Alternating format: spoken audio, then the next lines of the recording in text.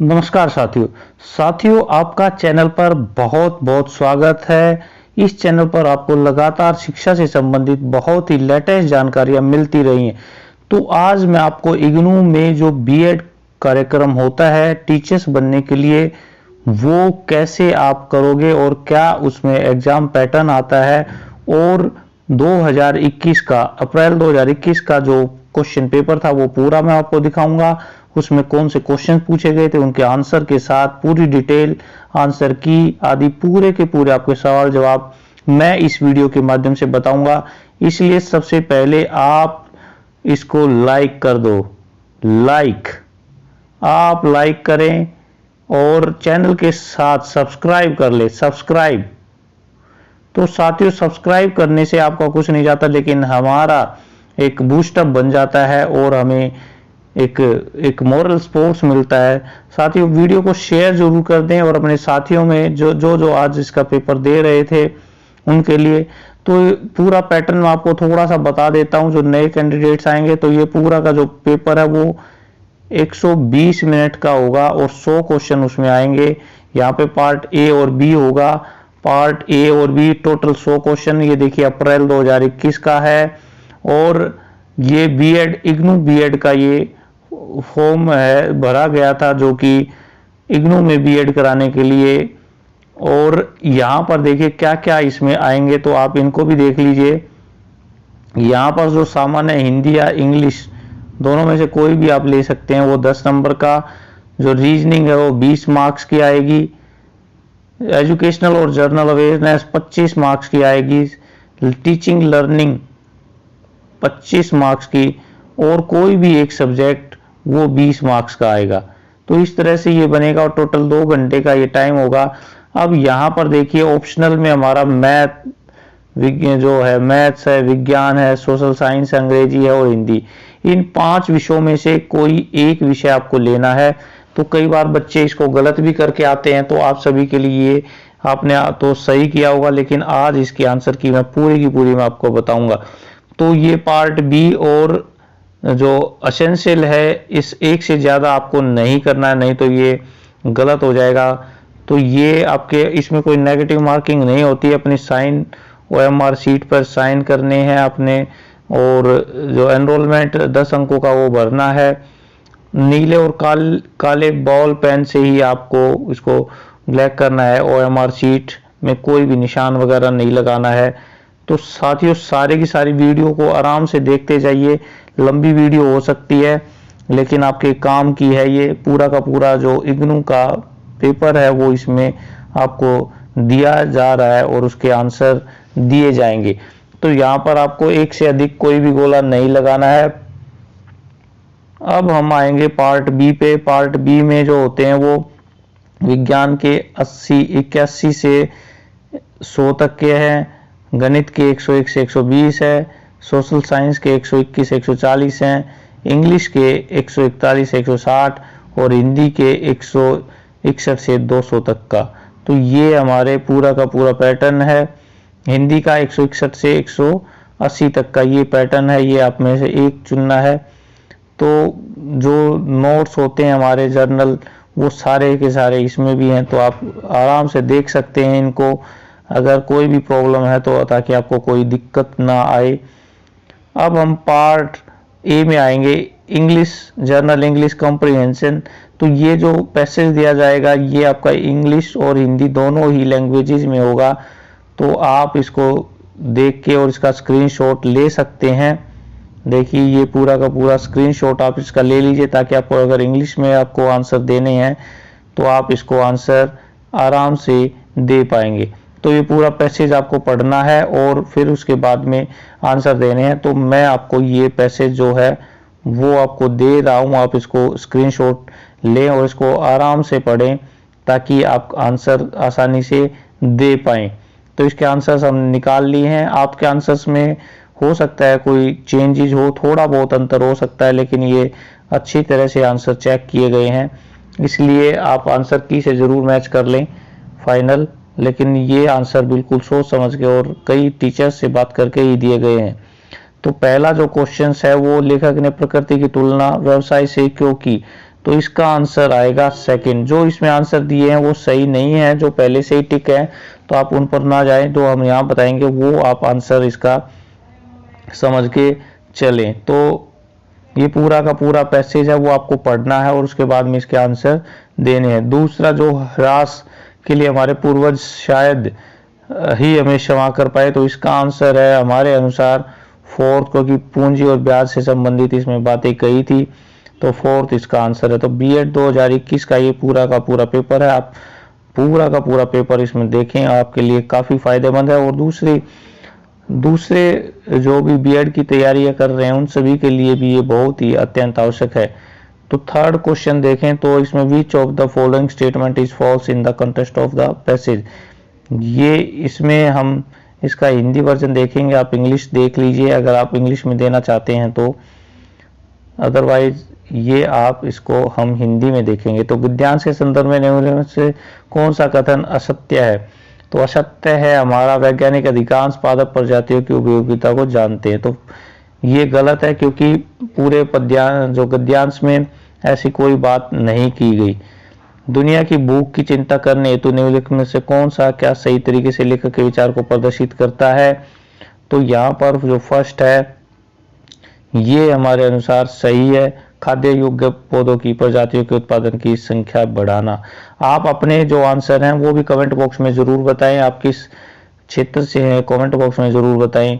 हो सकता है किसी क्वेश्चन में आपका आंसर दूसरा आ रहा हो, तो आप उसका आंसर कमेंट बॉक्स में जरूर बताएं कि आपने क्या लगाया था, क्या इससे आपके आंसर कुछ सही हुए हैं या आपके टोटल मार्क्स कितने बन रहे हैं, प्लीज और इसको कमेंट बॉक्स में जरूर बताएं।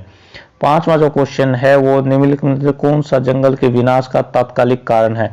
तो पेड़ों को काटना इसका तात्कालिक कारण था, पेड़ों को काटना। अब छठा है, लेखक ने अनुपयुक्त दोहन के 2 उदाहरण दिए हैं। तो 2 उदाहरण इसमें है बुरी कृषि पद्धतियां और उष्णकटिबंधीय दृढ़ लकड़ी का व्यापार। ये जो 2 है इसके जो 2 हैं हमारे जो है थर्ड जो आंसर है इसका, थर्ड जो आंसर है वो इसके फाइनल माना जाएगा। थर्ड जो है उष्णकटिबंधीय दृढ़ लकड़ी का व्यापार और मृदा क्षरण, जो मृदा का इरेजन है उसको इसमें दिया गया है। तो गद्यांश किसके बारे में बता रहा है। तो गद्यांश है पर्यावरण संकट के बारे में हमें बता रहा है, पर्यावरण संकट के बारे में। तो लेखक के अनुसार पर्यावरण संकट क्या है। तो यहाँ इस क्वेश्चन में कुछ कंफ्यूजन है, तो आप इसका जरूर बताइए। मेरे अनुसार तो मृदा क्षरण है, लेकिन आपका इसमें दूसरा आंसर भी हो सकता है। तो आप अपना आंसर जरूर कमेंट बॉक्स में जरूर बताएं। 9th का क्या है, ह्रास से संबंधित क्या है इसमें। तो ह्रास से संबंधित इसमें मेरे अनुसार थर्ड क्वेश्चन है, इसका थर्ड ऑप्शन है अनुपयुक्त। आपका आंसर भी जरूर बताएं, 9th का क्या आंसर आपने दिया। 10वां जो क्वेश्चन है उसका सी आंसर है जोड़ना। ये हमारे अनुसार जोड़ना इसमें हम शामिल करेंगे। तो अब हमारे जो दूसरा ऑप्शन आ जाता है रीजनिंग का, तो हमने यहाँ पे देखिए ये इसमें जो अल्फ़ाबेट्स लिख लिए थे, तो ये काफ़ी टाइम इसमें मिलता है, तो अल्फ़ाबेट्स आप लिख के क्वेश्चंस को कर सकते हैं। आप इसको हम आंसर भी बताएंगे कैसे आपका आंसर आया, तो इसको आप देखते जाइए, पूरा का पूरा आंसर आपका हम बताएंगे। तो 11वां जो क्वेश्चन है निम्नलिखित श्रेणीकरण में क्या अगला पद आएगा। तो इसमें आंसर जो है वो थर्ड है पुट। इसमें सीधा सीधा है EOU, मतलब सभी का बीच वाला जो अल्फ़ाबेट है वो हमारा वोवल है, बिल्कुल आसान है। 12वां जो क्वेश्चन हम देखेंगे उसमें श्रेणीकरण क्रम में क्या अंतर आएगा अगला, आप बताइए क्या आएगा। इसका आंसर कमेंट बॉक्स में जरूर बताएं। 2, 4, 6, 9, 12। तो यहाँ पर हम देखते हैं, तो यहाँ पर हमारा जो आंसर आएगा वो है 16। 2, 4, 6 यहाँ पर हमारे जो एक निश्चित दूरी इसमें से होके जा रही है।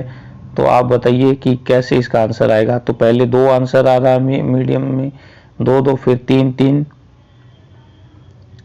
तो आप इसमें देखिए क्या होगा, 16 है या क्या है।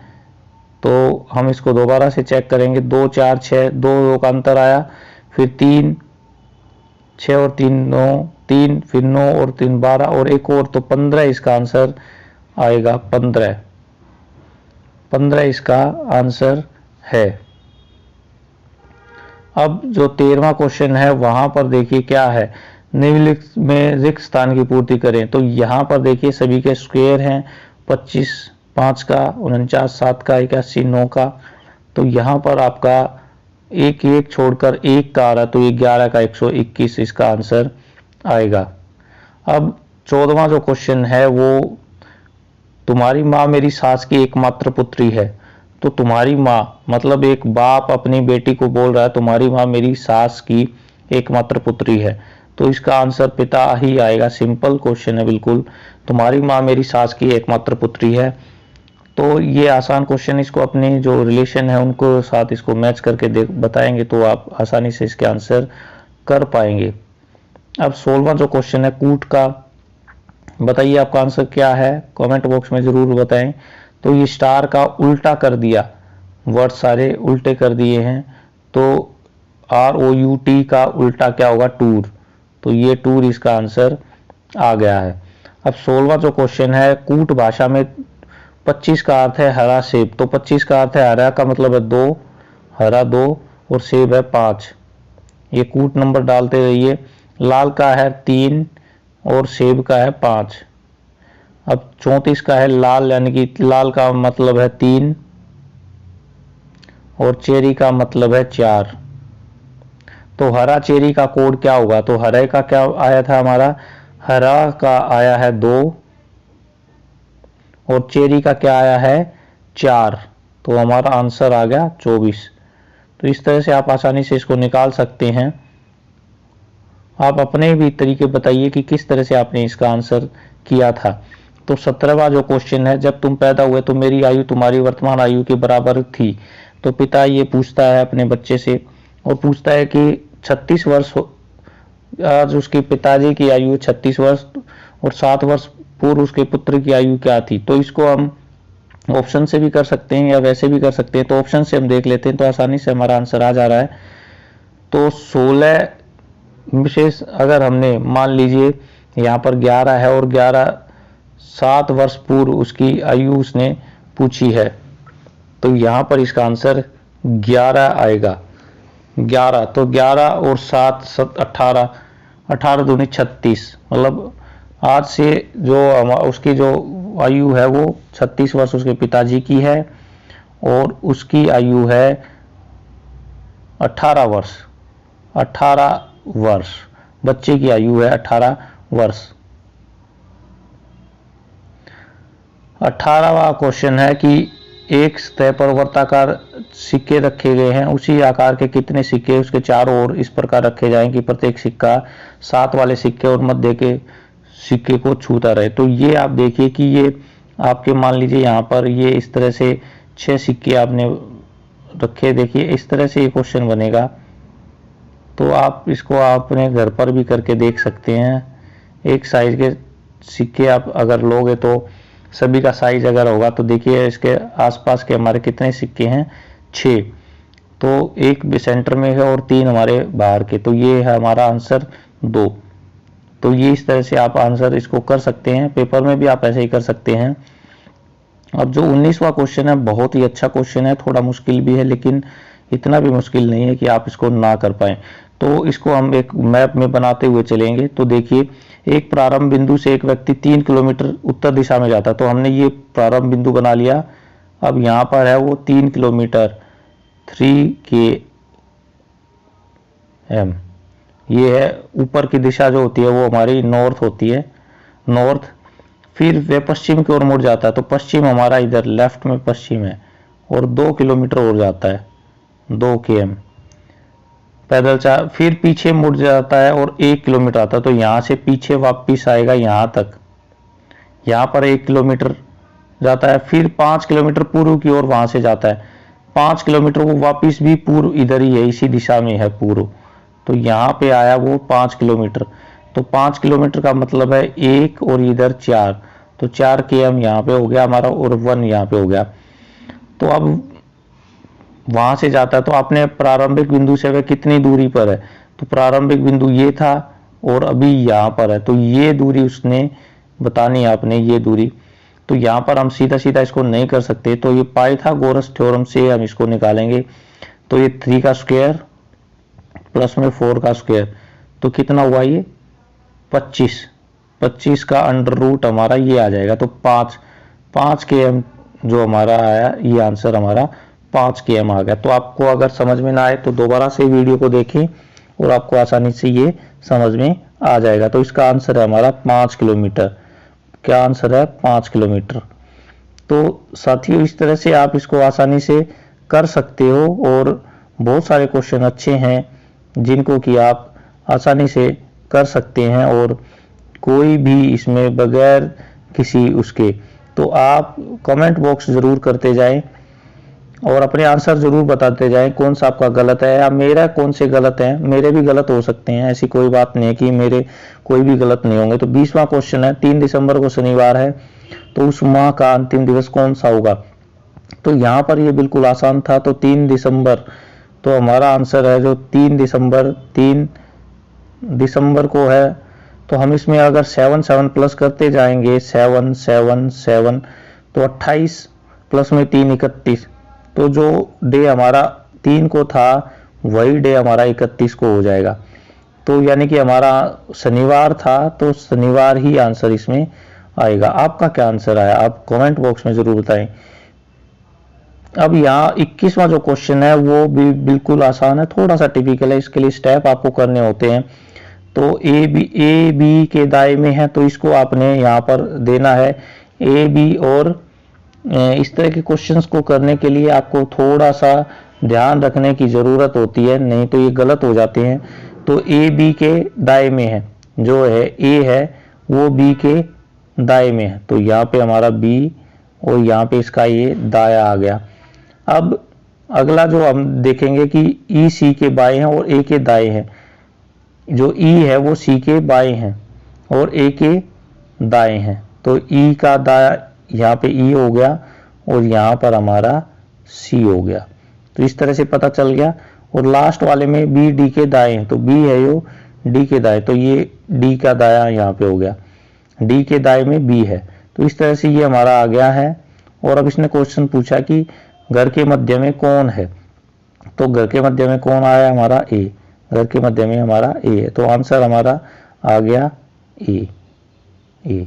तो आप भी अपने कमेंट्स जरूर बताएं कि क्या आपके कितने आंसर बन रहे हैं, कितने टोटल बने। आप वीडियो के अंत में देख के अपने जरूर अंक बताएं और मेरिट कितनी जा सकती है वो भी हमें बताएं। तो यहाँ पर अगला जो क्वेश्चन है बहुत ही अच्छा क्वेश्चन है और यहाँ पर थोड़ा लेंथी तो है ये, लेकिन बड़ा मजा आता है इसको क्वेश्चन को करने में। अब ये देखिए कि त्रिभुज ए बी सी की मध्यिकाएं बिंदु डी पर एक दूसरे को काटती हैं। तो यहाँ पे देखिए हम कैसे बनाएंगे इसको। ये हमारा त्रिभुज आ गया ये ऐसे, और इसकी जो मध्यिकाएं एक बिंदु डी पे काटते हैं, तो मध्यिकाएं हमारी यहाँ से ये आ गई, इसको यहाँ से काटेंगी। और ये सॉरी ये हमारा ये गलत हो गया थोड़ा सा,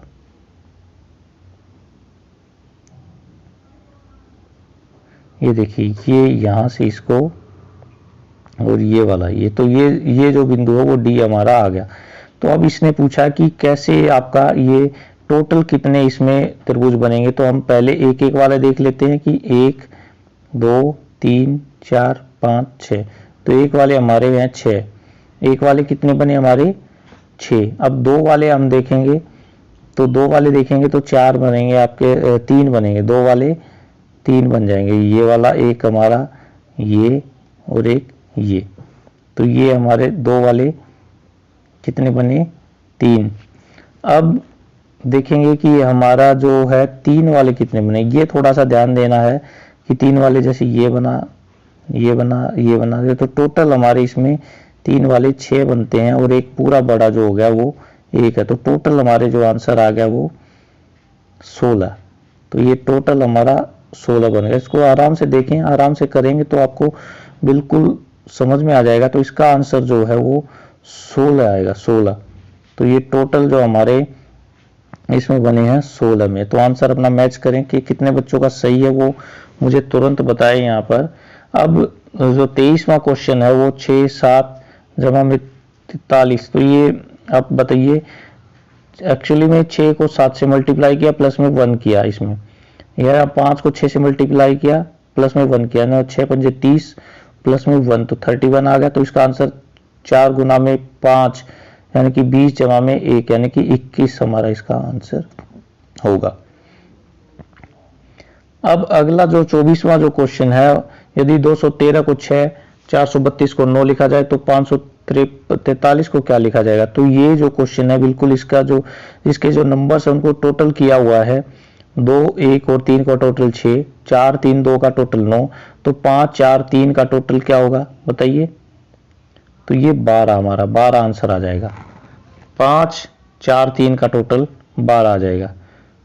अब जो है 25वां जो क्वेश्चन है वो प्रथम 13 अंग्रेजी अक्षरों के क्रम को उल्टा किया जाए तो किस अक्षर का स्थान नहीं बदलेगा। तो साथियों पहले जो अक्षर होते हैं हमारे ए से लेके हमारा जो एम है ये हमारे टोटल होते हैं। तो यहाँ पर बीच में हमारा होता है एफ, इससे पहले 6 होते हैं और इधर भी 6, तो टोटल 13 हो गए, 6 और 6 और ये 1 प्लस में तो 13 हो गए। तो उल्टा सीधा करेंगे तो एफ हमारा किधर से भी करोगे चेंज तो हमारा एफ वो बदलेगा नहीं। तो इसका आंसर हमारा है एफ, आंसर है हमारा एफ। अब अगला जो 26वां जो क्वेश्चन है वो पूछता है कि निम्नलिखित में से कौन सा अंक इसे पूरा करता है। तो साथियों ये भी देखिए, इसको 1, 2, 3 यानी कि सिंगल है, 149 इसका स्क्वायर कर दिया और अगले में इसका क्यूब किया। तो 1 का 1 है, 2 का कितना हुआ 8, तो 2 का 8 आंसर हमारा आ जाएगा।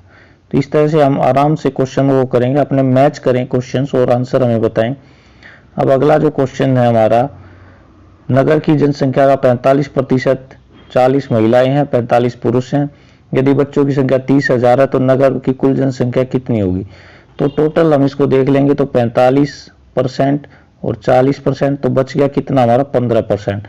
तो बच्चे हैं 15%, तो 15% का मतलब है 30,000, ठीक है। तो 100% का मतलब है 2 लाख। तो टोटल जनसंख्या कितनी होगी 2 लाख। इसमें इस तरह के क्वेश्चन में आपकी जो ट्रिक आ जाए उसी से आपको आंसर कर देना होता है, उसमें ज़्यादा सोचने की ज़रूरत नहीं होती। 28वां जो क्वेश्चन है वो शब्दकोश का यानी कि आपका उसका आ गया डिक्शनरी का। तो यहाँ पे देखिए आपका सभी में COMP तो कॉमन है, लेकिन यहाँ पे उसके बाद में इसमें E आया है, यहाँ पे A आया है, फिर R आया है और यहाँ पे E आया है। तो यहाँ पर A वाला जो है वो हमारा पहला आंसर आ जाएगा क्योंकि A डिक्शनरी में सबसे पहले आता है। अब 29वां क्वेश्चन क्या है, प्रीति की अपनी कक्षा में ऊपर व नीचे की 38वीं रैंक है। तो देखिए साथियों मैंने अभी पिछला जो अल्फाबेट का बताया था वो उससे मिलता जुलता है ये क्वेश्चन। तो इसमें 38th रैंक आती है ऊपर से और नीचे से, ऊपर और नीचे से। तो देखिए यहाँ पे हमारा 38 था, हम यहाँ पे एक लाइन खींच देते हैं, ये 38 बीच में आ गया और दोनों तरफ से हमारा 38 है। तो यहाँ पर अगर हम देखेंगे तो यहाँ पे हमारा 37 इधर हो गए, 37 इधर हो गए और एक यह 38 वाला यहाँ पे हो गया। तो जब हम इनको टोटल करेंगे तो हमारा 75 आंसर आ जाएगा। तो ये 75 इसका आंसर है, 75। आप भी इस तरह से आसान तरीकों से आप इसको कर सकते हो, सोल्व कर सकते हो, कोई मुश्किल नहीं है। थोड़ी सी प्रैक्टिस करेंगे तो आपका आसानी से कर देंगे। तो इस तरह से ये क्वेश्चंस आप कर सकते हैं। अब 31वां जो क्वेश्चन है ये जीके के क्वेश्चन आ गए हैं। किसान दिवस कब मनाया जाता है। तो साथियों किसान दिवस चौधरी चरण सिंह जी के जन्म पे मनाया जाता है और ये है 23 दिसंबर को।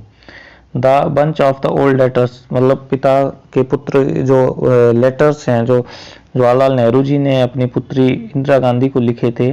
तो ये क्वेश्चन बहुत ही आसान है। अब man of destiny, George Bernard Shaw, man of the destiny, ये इसका आंसर है जॉर्ज बर्नार्ड शॉ। आप अपने आंसर भी जरूर बताइए साथियों, कमेंट करने में कोताही ना बरतें। आपके लिए बहुत मेहनत की है, क्वेश्चंस के आंसर निकालने में काफ़ी टाइम लगा है। तो जो 34th है यहाँ पे ये क्वेश्चंस यहाँ पर थोड़ा सा ट्रिकी है। नैनो सैटेलाइट के भारत में निर्माण को प्रोत्साहित करना, इन दोनों में से आंसर इसमें बनता है। तो लेकिन यहाँ पर नैनो सैटेलाइट का नवाचार मिशन यहाँ पर ये हो सकता है मेरे ख्याल से। आप अपना आंसर बताइए कौन सा है। अब 35वां भारत छोड़ो आंदोलन का वायसराय तो लिलित वो था, ये तो कोई कंफर्म है। 1942 में भारत छोड़ो आंदोलन शुरू हुआ था और लॉर्ड लिथगो उस टाइम पे वाइसराय थे। अब जो 6th है, भारत में प्रारंभ रेड लाइन कैंपेन। तो ये जो है एंटीबायोटिक्स के प्रयोग से है कि एंटीबायोटिक को हम अच्छी तरह से प्रयोग नहीं करते, उसको हम मानेंगे, उसको नहीं मानते हम। तो यहाँ पे एंटीबायोटिक्स का अर्थ की मानते उसको, तो इसको हम देखेंगे, उसको हम नहीं मानते। तो इसको आप देखें तो 37 है, भारतीय संविधान के किस अनुच्छेद के तहत यूनियन बजट प्रस्तुत किया जाता है। तो ये 112 हमारा 112 को हम इसमें मानते हैं। केंद्रीय बजट 112 के तहत हमारा प्रस्तुत किया जाता है। तो भारतीय डाकघर का अधिनियम कब पारित हुआ? 1854 से 1854 में ये भारतीय डाकघर अधिनियम पारित किया गया है। अब 39 हम देखेंगे कि क्या भारतीय स्वतंत्रता आंदोलन में सबसे पहला कौन सा घटित हुआ। तो इसकी डेट्स हम बता देते हैं। साइमन कमीशन जो था वो हमारा 1927 में हुआ था। असहयोग आंदोलन मैंने बताया 1942 में हुआ। गांधी इरविन जो पैक्ट है वो 1931 में हुआ। और कांग्रेस का त्रिपुरा जो अधिवेशन है, कांग्रेस का त्रिपुरा अधिवेशन है वो 39 में हुआ। तो आप बताइए कि कौन सा आपका आंसर है। इसमें जो आंसर है वो आप इसमें टिक कर लीजिए, जो भी सबसे पहले हुआ है उसको हम यहाँ पे आंसर टिक कर लेंगे। तो 40वां जो क्वेश्चन होता है, जनहित याचिका संकल्पना कहाँ से है। तो जनहित का मतलब है हम समाज के हित के लिए कोई भी संकल्पना डालें और कोर्ट में इसको दाखिल कर दें। तो ये यूएसए का कॉन्सेप्ट है, क्योंकि वहाँ की जो न्यायिक व्यवस्था है काफ़ी मजबूत है। तो यूएसए इसका आंसर है। तो 41वां देश ने व्हाट्सएप और फेसबुक पर 2018 में कर लगाया। तो युगांडा ने कर लगाया था, क्योंकि उसकी स्थिति काफ़ी कमज़ोर थी। तो 2018 में उसने लगाया था। 42वां है, कौन सा देश धन प्राप्त करने में शीर्ष पर रहा। तो ये चीन मेरे ख्याल से रह सकता है। आप अपना आंसर बताइए। मकर रेखा किस देश से नहीं गुजरती। मकर रेखा यहाँ पे ब्राजील जो आंसर है वो ब्राजील से नहीं गुजरती। अर्जेंटीना, बोलिविया और चिली से वो गुजरती है। आप इसका मैप देख सकते हैं और उस आंसर उससे टैली कर सकते हैं। अब जो सिमलीपाल टाइगर रिजर्व किस राज्य में है। ये उड़ीसा में है सिमलीपाल टाइगर रिजर्व। शांत घाटी यानी कि साइलेंट वैली हमारी केरल में है। काफी क्वेश्चन मुश्किल थे, ऐसे आसान क्वेश्चन से इसको नहीं कह सकते। रीजनिंग के आसान क्वेश्चन थे, लेकिन जीके काफी मुश्किल है। आप अपनी राय बताइए कि आपको कैसा ये क्वेश्चन पेपर लगा।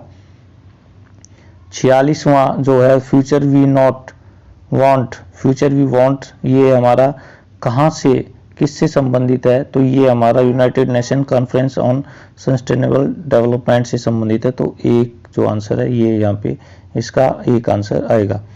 अब 47वां देख लेते हैं, स्प्रेटली आइलैंड द्वीप कहाँ। स्प्रेटली ये दक्षिण चीन सागर में स्थित है। दक्षिण चीन सागर में ये हमारा स्थित है। तो साथियों वीडियो को जरूर लाइक और शेयर करें, बहुत मेहनत की है इसके लिए।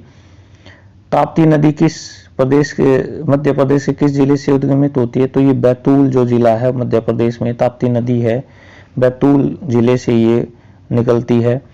फतेहपुर, ये कौन सा स्मारक विश्व विरासत नहीं है। तो यहाँ पर देखेंगे तो ये 3 जो हैं वो विश्व विरासत हैं, लेकिन जंतर मंतर इसमें शामिल नहीं है। जंतर मंतर को इसमें शामिल नहीं किया गया। लाइफ डिवाइन जो है ये अरविंद घोष जी की है, लाइफ डिवाइन। तो ये आज का आंसर है, लाइफ डिवाइन। उच्च न्यायालय का जो है ये निचली अदालतों को रोकने के लिए कौन सी रिट जारी की जाती है। तो प्रोहिबिटेशन, प्रतिषेध, यानी कि यह निचली जो अदालतें हैं उनको रोकने के लिए ये रिट को जाहिर कर देती है। तो आयकर रिटर्न का किस धारा से है। तो ये 139 इसका है, 52 का 139 है, इसका आंसर है 139। राष्ट्रीय ज्ञान आयोग के अध्यक्ष कौन थे। तो ये सैम पित्रोदा जो थे वो राष्ट्रीय ज्ञान आयोग के अध्यक्ष थे। भारत में शिक्षक जो शिक्षा के क्षेत्र में शीर्ष इकाई है एनसीटी है, आप किसी को भी पता ही एनसीटी इसकी जो है टीचर एजुकेशन के लिए सर्वोच्च संस्था है। इसमें शिक्षा के 4 स्तंभ, ये यूनेस्को इसका आंसर है। शिक्षा के 4 स्तंभ यूनेस्को इससे संबंधित है। अब ये हमारा जो क्वेश्चंस आ गए हैं वो शिक्षण अधिगम विद्यालय से संबंधित है। इसमें टोटल 25 क्वेश्चन आएंगे, तो यही आपके डिसाइडर होंगे कि आपका आंसर क्या हुआ। तो शिक्षा का अधिनियम 2009 में बच्चों के निःशुल्क प्रवेश का प्रावधान किस प्रकार के स्कूलों में है?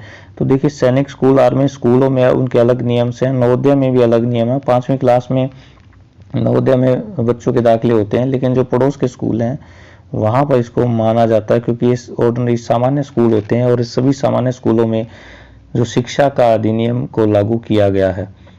अब ये जो है बिना बोझ के शिक्षा, ये नामक रिपोर्ट जो है, इसके अध्यक्ष प्रोफेसर यशपाल जी थे, प्रोफेसर यशपाल। एक पोस्टर का मौखिक घटक क्या है? तो जो चित्र है वही एक पोस्टर का मौखिक घटक होता है, जो उसमें पिक्चर बनाई हुई है उसी से वो अपनी बात बताता है, उसी के द्वारा वो एक कम्युनिकेशन करता है। 59 में देता शिक्षार्थी का निम्नलिखित में से कौन सा अभिलक्षण शिक्षण को सर्वाधिक प्रभावित करता है?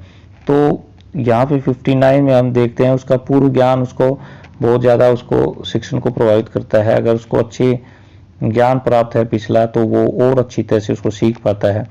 11 नवंबर को मौलाना अबुल कलाम का जो था शिक्षा दिवस इसमें मनाया जाता है, जबकि शिक्षक दिवस सर्वपल्ली राधाकृष्णन जी की उसमें मनाया जाता है, और 2 अक्टूबर महात्मा गांधी जी का जन्म दिवस है। तो 61वां देखते हैं कि शिक्षा के उद्देश्यों को निर्धारित करना किसका दायित्व है? तो यहाँ पर मेरे ख्याल से तो 4th आंसर इसका होना चाहिए। आप अपना बताइए कि क्या इसमें हो सकता है, क्योंकि चारों ही यहाँ पे शिक्षा को निर्धारित करने के लिए है। समाज को भी इसमें शामिल किया जाता है, समाज के भी कुछ उद्देश्य होते हैं जिनको कि शिक्षा के माध्यम से पूरा किया जाता है। अब 52 जो है हमारा शिक्षण की तात्कालिक निष्पत्ति किससे संबंधित है? तो साथियों यहाँ पर आप देखिए 62 का विद्यार्थी का व्यक्तित्व को सबसे ज़्यादा संबंधित उसी से है कि विद्यार्थी का व्यक्तित्व सही रहे। कक्षा में अनुशासन अनिवार्यतः मदद करता है, किस तरह से मदद करता है? तो ये है कक्षा गतिविधियों को संगठित व क्रमबद्ध में। अगर बच्चे अनुशासित नहीं होंगे तो पूरी क्लास का जो गतिविधियां वो अच्छी तरह से नहीं होगी और क्रमबद्ध भी नहीं हो पाएंगी। अब 64 देखिए, प्रभावी शिक्षण के लिए निम्नलिखित में से कौन सा वांछनीय नहीं है? तो यहाँ पे वार्तालाप, बातचीत करना यहाँ पे एक वांछनीय नहीं माना जाता। 65 में तत्व व व्यापक मूल्यांकन के क्या अभिलक्षण हैं? साथियों इसमें भी आप अपनी राय बताइए कि कौन सा इसमें सही है। मेरे ख्याल से तो यहाँ पर इसका जो है 4th, इसके चारों ही इसमें शामिल किया जा सकता है। अब हम देखेंगे कि 66 में बहुविकल्पी प्रश्नों के संदर्भ में कौन सा कथन सही है?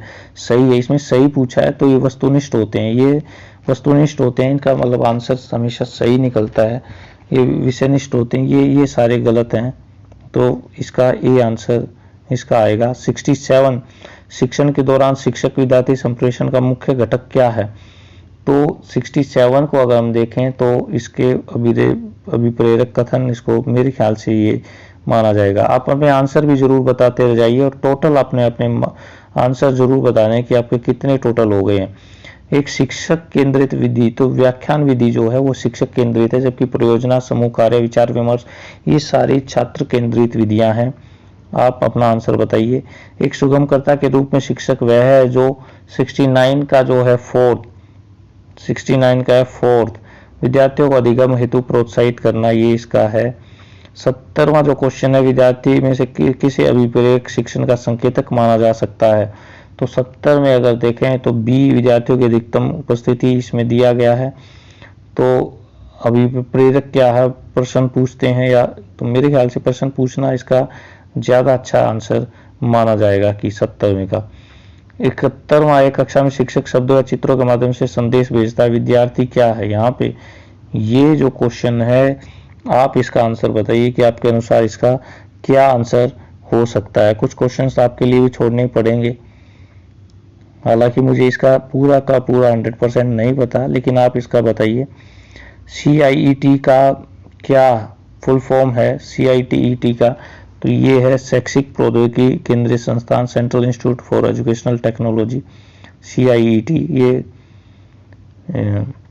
एक प्रभावी कक्षा कक्ष परिवेश में क्या होता है? ये 73rd का है, सेकंड।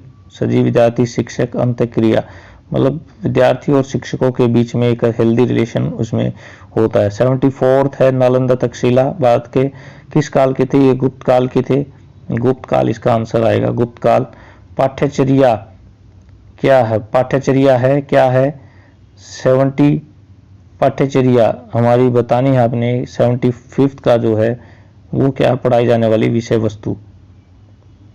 अब 76 स्वयं का पूर्ण रूप क्या है? स्वयं का, तो ये इसकी स्पेलिंग आप जरूर चेक कर ले। Study web of active learning for young spring minds, तो ये इसका आंसर है। 77 जो है क्वेश्चन है 1986 के ऑपरेशन ब्लैक बोर्ड, तो ये यहाँ पर हमारा शिक्षण अधिगम प्रक्रिया में संपट के प्रभावी उपयोग बिल्कुल गलत है। ये न्यूनतम आवश्यकताएं प्रदान करने हेतु ये ऑपरेशन ब्लैक बोर्ड को शामिल किया गया था। तो 78 जो क्वेश्चन है वो शिक्षण की प्रभावशीलता के निर्णय का आधार होता है। थर्ड इसमें अधिगम की निष्पत्तियां, कितना उसने अधिगम प्राप्त किया, इससे अच्छे शिक्षण में शामिल नहीं है। रटने हेतु प्रोत्साहन, रटने हेतु प्रोत्साहन इसका आंसर है। परियोजना विधि किस सिद्धांत पर है? ये करके सीखना पर सिद्धांत है, तो इसका सेकंड आंसर है परियोजना विधि, इसका सेकंड आंसर है। इसके साथ साथ देखिए अब ये साइंस के क्वेश्चन है। अगर आप साइंस के क्वेश्चन से जानते हैं तो मैं इसको धीरे धीरे लेके जा रहा हूँ, आप इसका स्क्रीनशॉट लेके इसको ढूंढ सकते हैं अपने तरीके से। इसके आंसर मुझे नहीं पता है क्योंकि ये बहुत सारे हैं, ये विषय हमारा नहीं है। आप कहेंगे तो इसके आंसर भी ढूंढ के बताए जा सकते हैं, लेकिन आप इनको देखें और अपने जो आंसर्स हैं उनको चेक करें। मैं धीरे धीरे इनको करता जा रहा हूँ। बहुत सारे क्वेश्चंस इसके आसान है। रतौंधी का कारण है, जैसे विटामिन ए है। बादलों की गड़गड़ाहट, बिजली चमक को दिखाई देती है, ध्वनि का है। पीलिया जॉन्डिस का आ गया भाई, यकृत से, लीवर से है। कार्बोहाइड्रेट, तो बहुत सारे क्वेश्चन आसान है, ये जनरल भी हैं। तो पीएच है, उसका अम्लता, हंसी की गैस भी कहते हैं। हीलियम, नाइट्रोजन डाइऑक्साइड, श्वसन में किसका आदान प्रदान सम्मिलित है। बहुत सारे क्वेश्चन हैं, जैसे ऑक्सीजन और कार्बन डाइऑक्साइड का आदान प्रदान है। अब यह गणित के क्वेश्चंस आ गए। विषम संख्याओं का योगफल, 10 परीक्षणों को धीरे धीरे आप इसका करें। शतमतक, माध्यमादिका, बहुलक, संपाति एक स्थान पर होते हैं।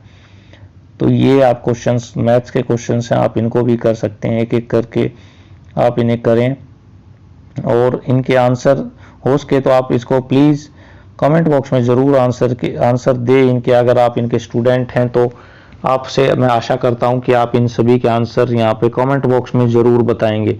आपसे ये रिक्वेस्ट है ताकि दूसरे छात्र जो इस वीडियो को देखेंगे उनके लिए आसान हो जाएगा। आपसे रिक्वेस्ट है आप इनके आंसर ज़रूर दें। सामाजिक विज्ञान के जो है मिलान सही नहीं है। ये भूकंप का कंपन जो है सिस्मोग्राफ है। राजनीति निर्देशक सिद्धांत आयरलैंड के लोकपाल कहाँ से लिया गया है? तो पहली महिला अध्यक्ष कौन थी? सरोजिनी नायडू थी आई थिंक। सरदार की उपाधि अंडमान जंगली सुअर का है। तो ये भी बहुत सारे आसान ही क्वेश्चन है, आप इनको कर सकते हैं। राष्ट्रीय आय का मुख्य स्रोत क्या है? राष्ट्रीय आय का मुख्य स्रोत सेवा क्षेत्र, ज़्यादा सब अब हो गया है। पहले प्राथमिक क्षेत्र था लेकिन अब सेवा क्षेत्र इसका सबसे बड़ा हो गया। केंद्रीय बैंकिंग कार्य द्वारा निष्पादित किए जाते हैं। केंद्रीय बैंकिंग हमारे यहाँ पे भारतीय रिजर्व बैंक का है। पानीपत का युद्ध है हमारा 1526 में पहला प्रथम युद्ध हुआ था। भारत के तोते के नाम से कौन? अमीर खुसरो को भारत का तोता। रणजीत सिंह की राजधानी कौन सी थी भैया? ये लाहौर थी आई थिंक, मुझे लाहौर का लग रहा है। सबसे बाद में कौन सी गठित हुई? तो शिमला सम्मेलन यहाँ पे मेरे ख्याल से बाद में हुई है, क्योंकि शिमला सम्मेलन भारत और पाकिस्तान के बीच में है। अंतिम गुलाम भारत में शासन करने वाला कौन सा था? गुलाम वंश था। गुलाम वंश 1206 से 1990 के बीच में हुआ।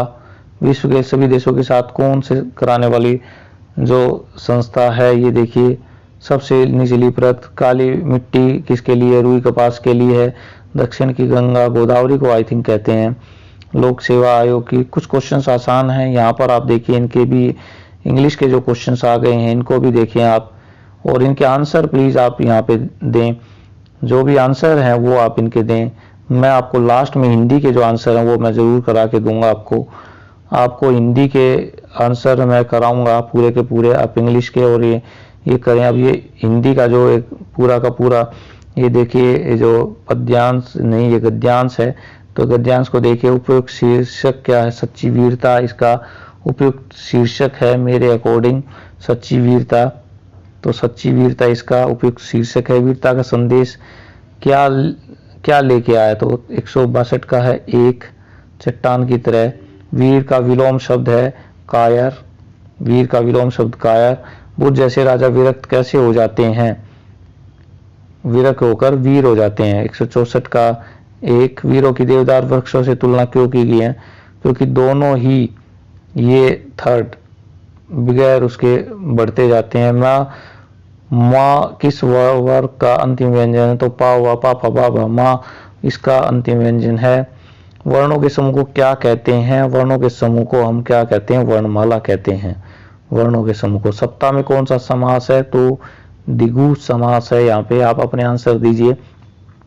मृत्यु उपरांत में क्या आएगा? मृत्यु उपरांत यानी कि यहाँ पे दीर्घ संधि है, दीर्घ संधि है, तो उ और उ बड़ा उ बन जाएगा दीर्घ संधि का। आंख किसका है? तो अक्षी का आंख बन गया, अक्षी से आंख। फूल कौन सी संज्ञा है? जातिवाचक संज्ञा है फूल, फूल जातिवाचक। मैं क्या होता है? मध्य उत्तम पुरुष। तीन तरह के पुरुष माने गए, उत्तम पुरुष, मध्यम पुरुष और अन्य पुरुष। उत्तम अपने लिए प्रयोग किया जाता है, मध्यम दूसरे के लिए और अन्य के लिए अन्य पुरुष। उपसर्ग नहीं है, तो ओढ़ना में उपसर्ग नहीं है, उपसर्ग नहीं है। अशुद्ध कौन सा है? पुण्य, जो छोटे यू की मात्रा पुण्य में आएगी। 176 में अव्ययभाव समास प्रतिदिन में आता है, प्रतिदिन में अव्ययभाव समास है। विनय पत्रिका जी तो तुलसीदास जी की है। और दो वर्णों के मेल को, विकार को क्या कहते हैं? संधि, संधि इसको कहते हैं। आसमान से बातें करना मतलब बहुत ऊंचा होना, आसमान से बातें करना। जलज किसका है? जलज है भैया कमल का, जल में पैदा होने वाला कमल पैदा होता है, मछली को भी जलज बोल देते हैं। जेते तुम ताते तेते नभ में न तारे, तो यहाँ पर है यमा अलंकार, क्योंकि यहाँ पर एक शब्द की बार बार आवृत्ति हुई है लेकिन उसका अर्थ अलग अलग है। तो साथियों ये जो क्वेश्चन थे ये मैंने आपको पूरे के पूरे बताए, और इसके कुछ क्वेश्चंस आपके रह गए हैं जो कि सब्जेक्ट से रिलेटेड थे। आपसे अनुरोध है कि उन क्वेश्चंस के आंसर भी आप डिस्क्रिप्शन में, ये आपके कमेंट बॉक्स में ज़रूर बताएं ताकि दूसरे साथी उसका फ़ायदा उठा पाएं। और चैनल को सब्सक्राइब करें, बेल आइकन को प्रेस कर लें ताकि आपको लेटेस्ट जानकारियां यहां पर मिलती रहे।